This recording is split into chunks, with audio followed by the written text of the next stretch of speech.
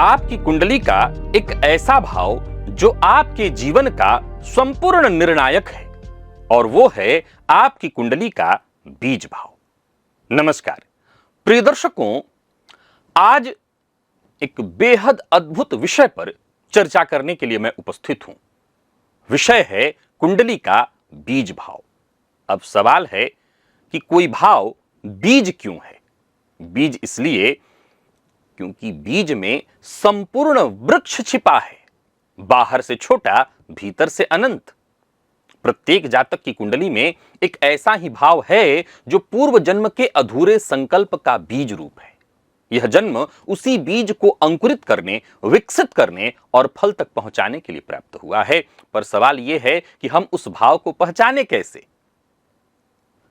तो यही इस संपूर्ण सूत्र की कुंजी है।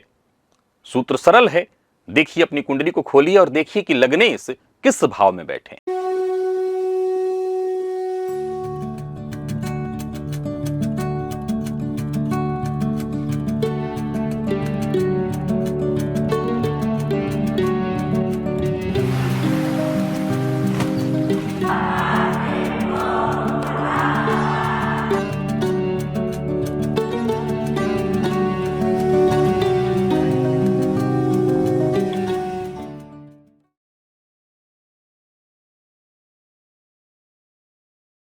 जिस भाव में लग्नेश बैठे हैं उससे ठीक 5 घर आगे वाला भाव ही आपकी कुंडली का बीज भाव है। मान लीजिए लग्नेश सप्तम में है तो सप्तम से 5 घर आगे अर्थात एकादश भाव यानी आपकी कुंडली में लाभ भाव ही आपका बीज भाव है। लग्नेश दशम में है तो 5 घर आगे अर्थात कुंडली का दूसरा भाव आपकी कुंडली का धन भाव ही आपका बीज भाव है। लग्नेश लग्न में ही है तो आपकी कुंडली का 5वां भाव आपका बीज भाव है। अब सवाल यह उठता है कि पंचम ही क्यों, तीसरा अथवा नवम क्यों नहीं? प्रिय दर्शकों, महर्षि पाराशर ने पंचम को पूर्व जन्म का पुण्य स्थान कहा है। भावात भावम का जो सिद्धांत है, किसी भी भाव से पंचम भाव उस भाव का पूर्व पुण्य क्षेत्र है। अब जब लग्नेश किसी भाव में गए तो वो अपने साथ लग्न की अर्थात जातक की जो स्वचेतना है, जो उसकी शक्ति है, उस भाव में ले गए और उस भाव से 5 घर आगे उस जातक की स्वचेतना यानी पूर्व का पुण्य बीज है। यही जातक के इस जन्म में उसके मूल कार्य क्षेत्र के रूप में है, उसी को जातक को विकसित करना है। आइए मैं कुछ उदाहरण देकर के आपको इसको समझाता हूं। पहली स्थिति है, मान लीजिए आपका बीज भाव दशम भाव बन रहा है। कैसे बनेगा? यानी आपके लग्नेश षष्ठ में होंगे। लग्नेश षष्ठ में होंगे तो आपका बीज बनेगा दशम भाव में। यानी ऐसे जातक जीवन भर कर्म क्षेत्र में संघर्ष करते रहेंगे। ध्यान से सुनिएगा, लग्नेश षष्ठ में है तो सीधी सी बात है, ये अवयोग बना। अब अवयोग बना और कह रहा है कि आपका बीज कहां छुपा है? तो आपका बीज छुपा है, यानी जिस बीज से वृक्ष खड़ा होगा, फल फूल लेगा, वो दशम में है। यानी एक बात तो तय हो गया कि आपके लग्नेश षष्ठ में है तो आपको जीवन पर्यंत संघर्ष करना है। तो संघर्ष का जो तार जुड़ा है वो कर्म से जुड़ा है। अब सवाल है कि आपको पता कैसे चलेगा कि भाई हमारा बीज दशम में है? ऐसे पता चलेगा कि निसंदेह आपको संघर्ष तो करना पड़ रहा होगा, पर बचपन से ही एक भीतरी खिंचाव आपको महसूस होगी और वो है समाज में मुझे कुछ कर दिखाना है, अपनी पहचान बनानी है। एक धुन आप अपने भीतर महसूस करेंगे। सीधी सी बात है, लग्नेश षष्ठ में है तो जीवन के प्रारंभिक दौर में आपको संघर्ष करना पड़ेगा, रोग रिपुण सबसे जूझना पड़ेगा। पर यही जूझेंगे, आप अपने बीज को पोषित करेंगे तो बीज बड़ा होगा और अंत में यही बीज आपको अपने क्षेत्र में स्थायित्व देगा। जैसे आप बड़े बड़े डॉक्टरों को लीजिए, वकीलों को लीजिए, जो अपने क्षेत्र में बहुत सफल हुए हैं, जाहिर सी बात है संघर्ष उनको मिला है। मान लीजिए आपकी कुंडली का बीज भाव 12वां भाव है। आपका बीज कहां है? तो 12वें में। इसका मतलब आपके लग्नेश कहां है? तो कुंडली के अष्टम में होंगे। अष्टम में होंगे तभी आपका बीज 12वें में है। अब यह विशेष स्थिति है जो मैं आपको समझाना चाहता हूं। अष्टम स्थित लग्नेश भी ये अवयोग है, जीवन में गहन परिवर्तन लाते हैं। और बीज भाव द्वादश में होने का मतलब क्या है? इसका सीधा सा मतलब है, अंदरूनी तौर पर देखें तो जातक का मूल संकल्प जो है मोक्ष है, त्याग है, स्वयं की खोज है। अगर भौतिक दृष्टिकोण से देखें तो आपका मूल जो बीज है वो परदेश या मूलतः विदेश में है। यानी आप अगर स्वदेश में रह करके अपने लिए कुछ खोज रहे हैं तो आप वो हासिल नहीं कर पाएंगे, अथवा आप जन्म स्थान से दूर होकर के, दूर नहीं गए हैं, जन्म स्थान पर रह करके अपने लिए कुछ खोज रहे हैं, तो विश्वास रखिए आपको वो बड़ी सफलता नहीं मिलेगी।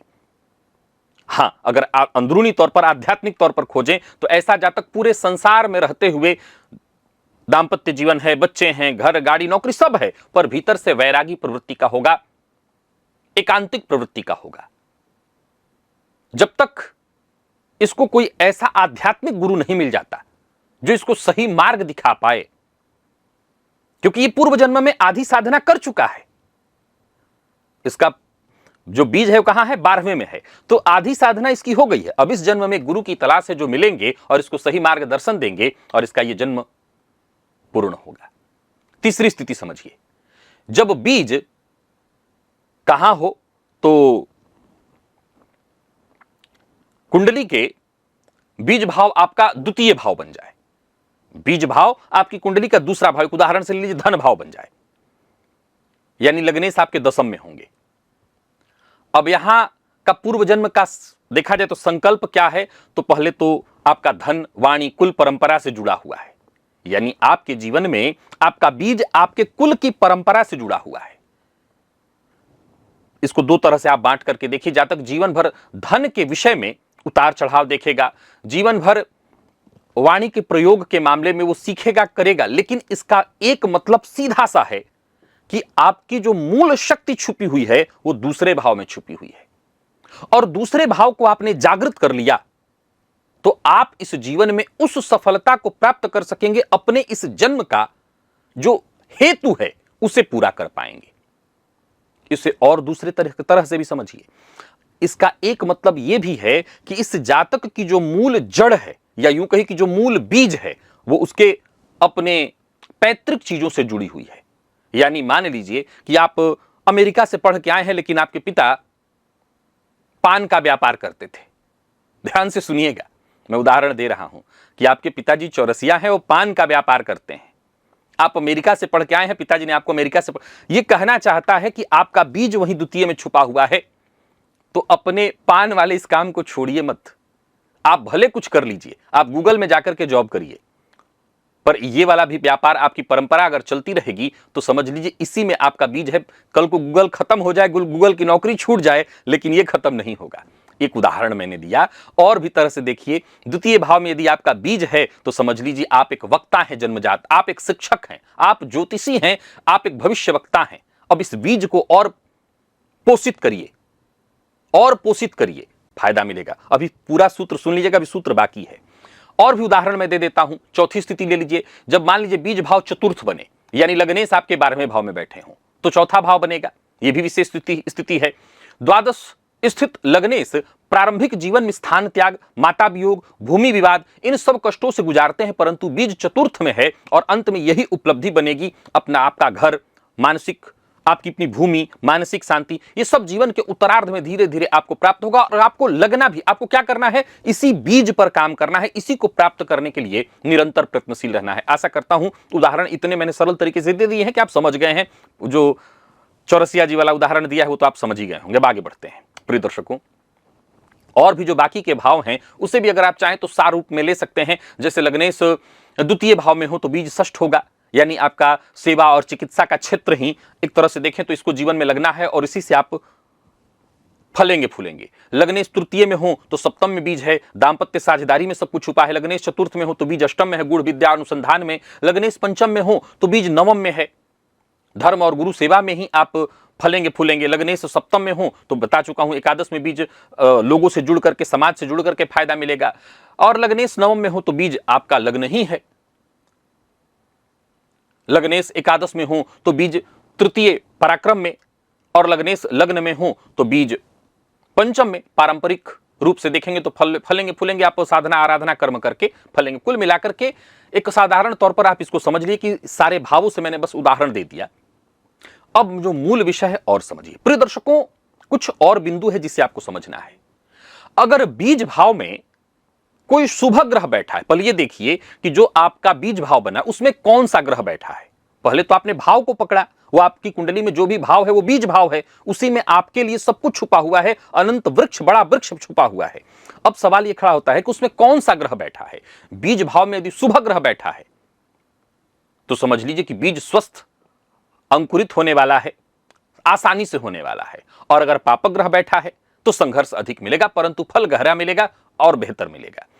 दूसरा, बीज भाव का स्वामी, देखिए ज्योतिष एक ऐसा समुद्र है जिसमें जितने गहरे उतरेंगे और आपको मिलेगा। अभी देखिए खाली हमने बीज भाव को ढूंढा, अब बीज भाव को और गहराई से आप यहां तक समझना चाहते हैं, यह भी विषय अपने आप में पूरा है कि आपने बीज को चुन लिया, बीज भाव के बारे में जान गए, अपने बीज भाव को बलि करने में लगी, जीवन में आपको उसी से सफलता मिलेगी।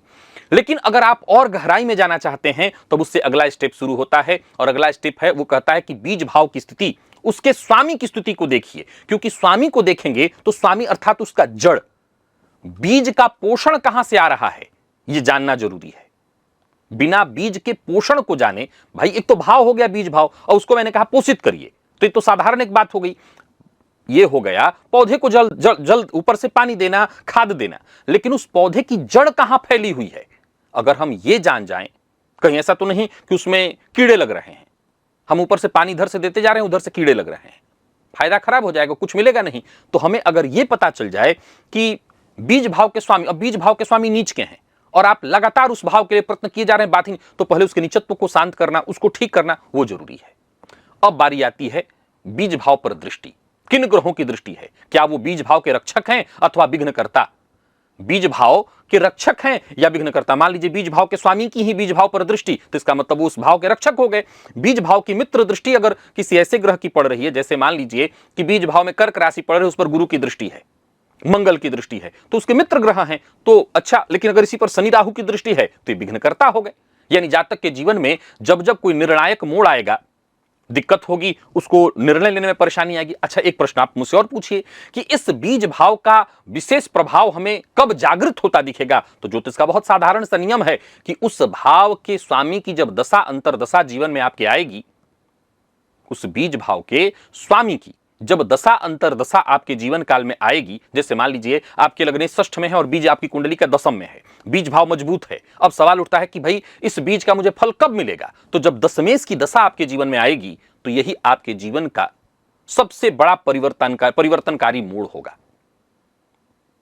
सो अपने बीज भाव के स्वामी की स्थिति देखिए, बीज भाव जिस से जुड़ा हुआ है, जिस विषय से जुड़ा हुआ है, उस विषय में जातक को खुद लग जाना चाहिए ताकि वो भाव सक्रिय हो जाए, और एक बार बीज अंकुरित हो जाए, आपने बीज में सही मिट्टी डाली, पानी डाला, खाद डाला, सूर्य का प्रकाश सही से पहुंचाया, तो समझ लीजिए आपको सब कुछ मिलने लगेगा। प्रिय दर्शकों, यहां याद रखिएगा, बीज भाव को जागृत करने के लिए पूजा पाठ से जरूरी है, पूजा पाठ से जरूरी है उस क्षेत्र में निरंतर प्रयास, उस क्षेत्र में निरंतर प्रयास। यदि मान लीजिए आपका बीज द्वादश में बन रहा है, यानी लग्नेश अष्टम में है, बीज द्वादश में बन रहा है, तो आपको नियमित साधना करनी होगी। मान लीजिए आपका बीज द्वितीय भाव में बन रहा है, द्वितीय में बन रहा है, तो वाणी पर आपको काम करना होगा। आपकी वाणी ही आपके जीवन में सब कुछ क्रांति लाने वाली है, तो अपने वाणी पर काम करिए, बोलने की कला में परिवर्तन लाइए, क्रांति हो जाएगी। आशा करता हूं आज का ये अद्भुत अद्वितीय सूत्र आपके खूब काम आने वाला है। मुझे इजाजत दीजिए और कमेंट में अवश्य बताइए कि आपका बीज किस भाव में छुपा है। पुनः मुलाकात होगी, तब तक के लिए नमस्कार।